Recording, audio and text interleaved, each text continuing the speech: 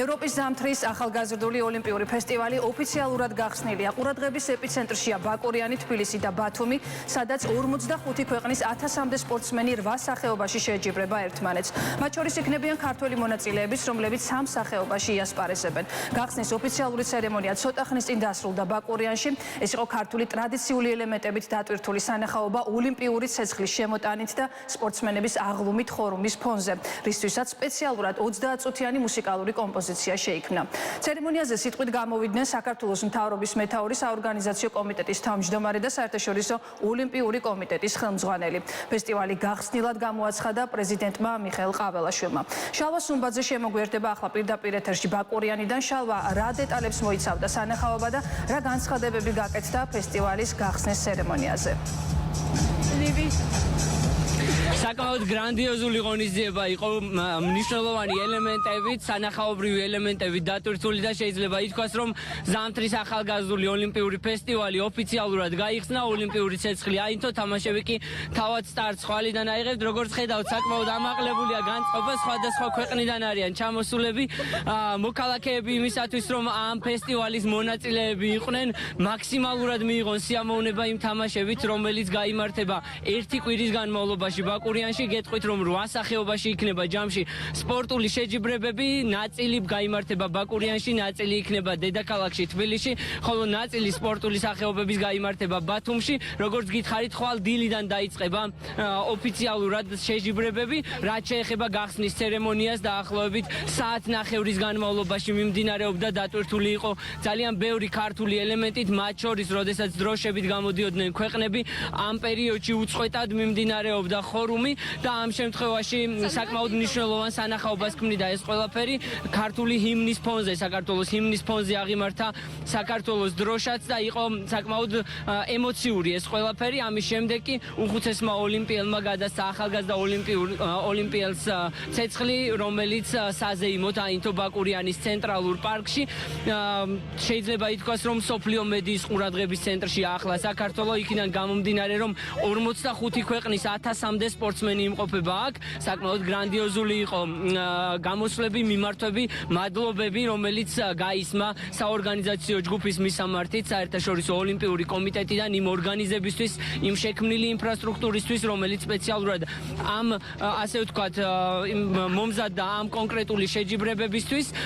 უნდა გითხრათ, რომ 2 ოლიმპიური სასახლე, ყინულის მოედანი აშენდა თბილისსა და ბათუმში, ასევე 3,5 კილომეტრიანი ბიატლონის ტრასა გაკეთდა ბაკურიანში, სადაც ასევე გაიმართება შეჯიბრებები.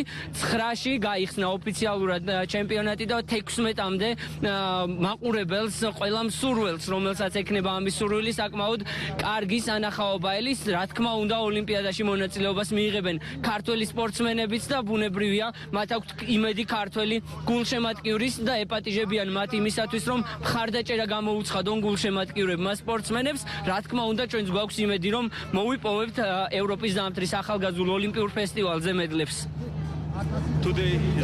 დღეს ქართული სპორტისთვის ისტორიული დღეა. ბაკურიანში ოლიმპიური მშვიდობის ცეცხლის ანთება კიდევ ერთხელ ადასტურებს, რომ ჩვენ ყველას 45 ევროპულ ქვეყანას გვაერთიანებს ერთი საერთო მიზანი, ვიცხოვროთ ჯანსაღ, ერთიან და მშვიდობიან ევროპაში. საქართველოს შეასრულა დანაპირები და მსოფლიო რუკაზე დაიმკვიდრა თავი, როგორც ზამთრის სპორტისთვის მიმზიდველმა ქვეყანამ. ფესტივალი, რომელშიც 45 ქვეყნის 1000-მდე ათლეტი და 700-ზე მეტი ოფიციალური პირი მონაწილეობს, ამის ნათელი დასტურია. ამით ჩვენ უერთდით ევროპული ქვეყნების 7-ს, რომლებმაც როგორც ზაფხულის, ასევე ზამთრის ოლიმპიურ ფესტივალს უმასპინძლეს. ფესტივალისგან რაც შეიძლება მეტი მემკვიდრეობის დატოვება ქვეყნისათვის, ევროპის ოლიმპიური კომიტეტის ხედვაა, რაც სრულ თანხმედრაშია ჩვენს ხედვასთან. სწორედ ამიტომ ფესტივალი 3 ადგილას, ბაკურიანში, ბათუმსა და თბილისში იმართება. განსაკუთრებით აღსანიშნავია, რომ ბათუმი და თბილისი პირველად მასპინძლობენ ასეთ დიდ შეჯიბრებას და ამით ახლებურად წარმოაჩენენ თავს მსოფლიოს თვალში.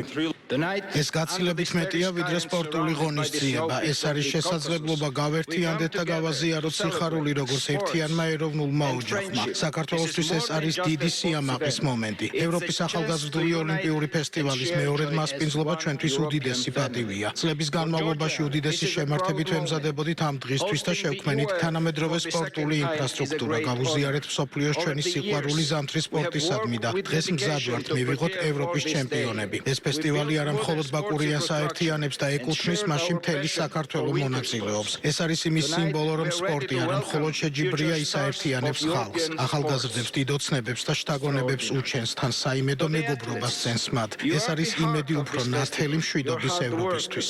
მოგესალმებით ბაკურიანში. გამარჯობა საქართველო. მადლობა შესანიშნავი დახვედრისთვის უმშვენიერეს ბაკურიაში. თბილისში გამართული ევროპის ახალგაზრდული ზაფხულის მე-13 ოლიმპიური ფესტივალის წარმატების შემდეგ 10 წლის წინ ყველას გვჯეროდა, რომ საქართველო კვლავ უმასპინძლებდა ჩვენი კონტინენტის ახალგაზრდა სპორტსმენებისთვის გამორჩეულ ღონისძიებას. უკვე ვგრძნობ, რომ ფესტივალი სული ცოცხალია და მკაფიოდ იგრძნობა აქ. უკვე შევესწარით საოცარ გამოსვლას, ვიხილეთ ჩვენი 45 მონაწილე ქვეყნის სპორტსმენთა აღლუმი, რაც წინა საასპარეზო მღელვარებას კიდევ უფრო აძლიერებს. ევროპის ახალგაზრდული ევროპული ფესტივალები უმნიშვნელოვანეს როლს ასრულებს ევროპის ოლიმპიურ მოძრაობაში. ბევრი ჩვენი ახალგაზრდა სპორტსმენისთვის ეს პირველი საერთაშორისო შეჯიბრება იქნება, სადაც მათ შესაძლებლობა ექნებათ გამოავლინონ თავიანთი თავი და გამოსცადონ თავი ევროპის საუკეთესო სპორტსმენებთან. ჩვენი ევროპის ელჩების წყალობით თქვენ მიიღებთ იმ ფასეულობასა და სულისკვეთებას, რომელიც ჩვენ გვაერთიანებს, როგორც გასულ ზაფხულს პარიზში ვიხილეთ და მომავალ წელს კვლავ ვიხილავთ. ყველა სპორტსმენს გისურვებთ წარმატებას თქვენს ასპარეზობებში და იმედი მაქვს, რომ ბაკურიანიდან შემდგარი და კმაყოფილი დაბრუნდებით. ევროპის ზამთრის ახალგაზრდული ოლიმპიური ფესტივალი ოფიციალურად სტარტს ხვალ აიღებს. ბაკურიანი იქნება ადგილი, რომელიც რამდენიმე სპორტულ სახეობას უმასპინძლებს, მათ შორის ბიატლონს და ყველა ორგანიზატორი სპორტსმენი ელოდება, რომ აქ იქნება გულშემატკივრის დიდი რაოდენობა. შესაბამისად, მოგიწოდებთ ჩვენს მაყურებლებს, რომ მობრძანდეთ და არ გამოტოვოთ უმნიშვნელოვანესი სპორტული მოვლენა. მადლობა შალვა ბაკურიანიდან, ეს იყო შალვა სუმბაძე.